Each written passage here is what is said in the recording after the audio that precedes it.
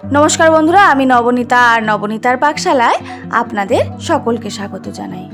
বন্ধুরা, দেখে নিশ্চয়ই বুঝতে পারছেন আজ একটি অতি পরিচিত মিষ্টির রেসিপি নিয়ে চলে এসেছি। মিষ্টিটি যদিও সকলের খুবই পরিচিত, কিন্তু এই রেসিপিটি কিন্তু সবার খুব পরিচিত নাও হতে পারে। আজ আমি তৈরি করব রাঙা আলুর পান্তুয়া বা লেডিকিনি। চলুন দেখে নেওয়া যাক।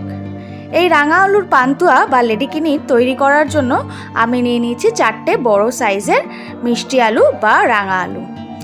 এই রাঙা আলুগুলো আমি প্রেসারে 4টে হুইসেল দিয়ে সেদ্ধ করে নিয়েছি। তারপর সঙ্গে সঙ্গে আমি প্রেসার রিলিজ করে আলুগুলো জল ঝরিয়ে রেখে দিয়েছিলাম। তারপর ঠান্ডা হয়ে যাওয়ার পর খোসা ছাড়িয়ে নিয়েছি। এবার আলুগুলো ভালো করে চটকে মেখে নিচ্ছি। দেখবেন কোনো রকম বড় টুকরো যাতে না থেকে যায়। তারপর এর মধ্যে দিয়ে দিচ্ছি 1 টেবিল চামচ ময়দা আর 1 টেবিল চামচ গুঁড়ো দুধ। তারপর ভালোভাবে মেখে নিচ্ছি। এখানে একটা কথা বলে রাখি, চেষ্টা করবেন যতটা সম্ভব শুকনো উপকরণ কম পরিমাণে দেওয়ার। যতটা কম শুকনো উপকরণ দেওয়া হবে লেডিকিনিগুলো বা পান্তুয়াগুলো ততটাই নরম হবে। দেখুন আমার এই ডোটা এখনও একটু চটচটে রয়েছে, তাই আমি এখানে 1/2 টেবিল চামচ ময়দা আর 1/2 টেবিল চামচ গুঁড়ো দুধ আরও দিয়ে দিলাম। আর দিয়ে দিচ্ছি 1 চিমটে খাওয়ার সোডা বা বেকিং সোডা। তারপর আবারও ভালোভাবে মেখে নিচ্ছি। এবার আমি হাতের মধ্যে সামান্য সাদা তেল দিয়ে আবারও ভালো করে ডোটাকে একটু স্মুথ করে মেখে নিচ্ছি। দেখুন ডোটা খুব সুন্দর স্মুথ হয়ে গেছে। এবার আমি ঢেকে পাশে সরিয়ে রেখে দেব। তারপর গ্যাসে কড়াই বসিয়ে দিয়েছি, তাতে দিয়ে দিয়েছি 3 কাপ চিনি। আর এই 3 কাপ চিনির জন্য দিয়ে দিচ্ছি ওই একই কাপের 3 কাপ জল। পাতলা শিরা আমি তৈরি করে নেব।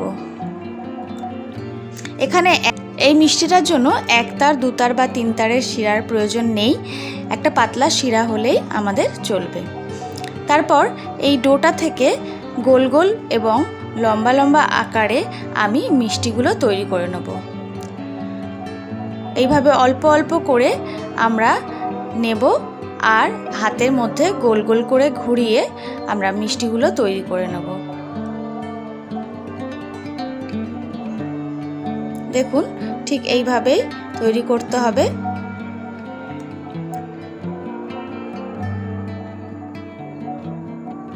এইভাবে এক এক করে আমি পুরো ডোটা থেকে আগে মিষ্টিগুলো তৈরি করে নেব।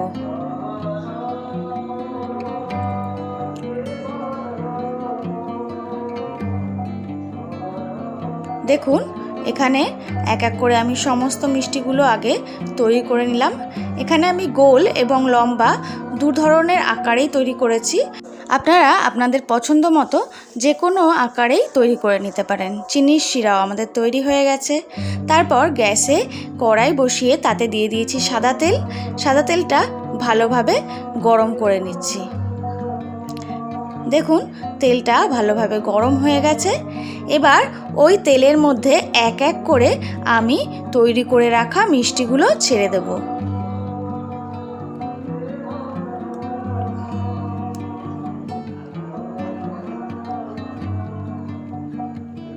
মিষ্টিগুলো দিয়ে বেশ কিছুক্ষণ কিন্তু কোনো রকম নাড়াচাড়া করা যাবে না।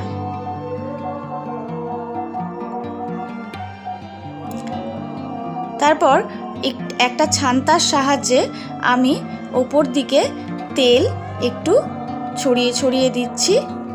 পাশ থেকে নিয়ে ওপর দিকে তেল তুলে তুলে দিচ্ছি। তারপর আস্তে আস্তে একটু পাল্টে দেওয়ার চেষ্টা করছি। খুব তাড়াহুড়া করে কিন্তু পাল্টাতে যাবেন না, তাহলে কিন্তু মিষ্টিগুলো ভেঙে যেতে পারে। একটু ধৈর্য নিয়েই কিন্তু এই মিষ্টিগুলো ভেজে নিতে হবে। আবার একটু সময় অপেক্ষা করে তারপর আবারও একটু নাড়াচাড়া করে দেব।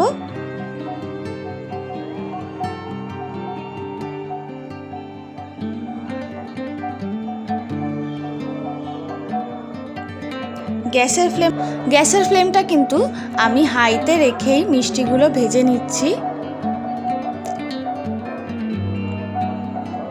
দেখুন মিষ্টিগুলোতে কিন্তু হালকা সোনালি রং ধরতে আরম্ভ করেছে এবং এই সময় অনায়াসেই নাড়াচাড়া করা যাচ্ছে।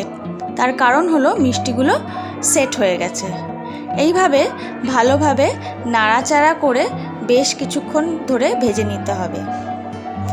আপনারা চাইলে এরকম লাল লাল হয়ে যাওয়ার পরেই তুলে নিতে পারেন।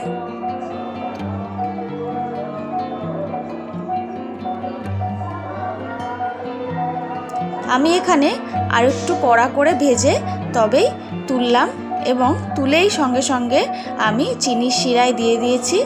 চিনির শিরাটাও কিন্তু হালকা হালকা গরম রয়েছে। এইভাবে একটা চামচের সাহায্যে একটু ডুবিয়ে দিলাম। দেখুন আমাদের লেডিকেনিগুলো খুব সুন্দর তৈরি হয়ে গেছে এবং দেখতেই পাচ্ছেন কত সুন্দর নরম তৈরি হয়েছে। আশা করি বন্ধুরা আমার এই রেসিপিটি আপনাদের ভালো লেগেছে। রেসিপিটি যদি ভালো লেগে থাকে লাইক, শেয়ার এবং কমেন্ট করবেন। আর আমার চ্যানেলটি যদি এখনও না সাবস্ক্রাইব করা থাকে তবে চ্যানেলটি সাবস্ক্রাইব করার অনুরোধ রইল। সকলে সুস্থ থাকবেন, ভালো থাকবেন, নমস্কার।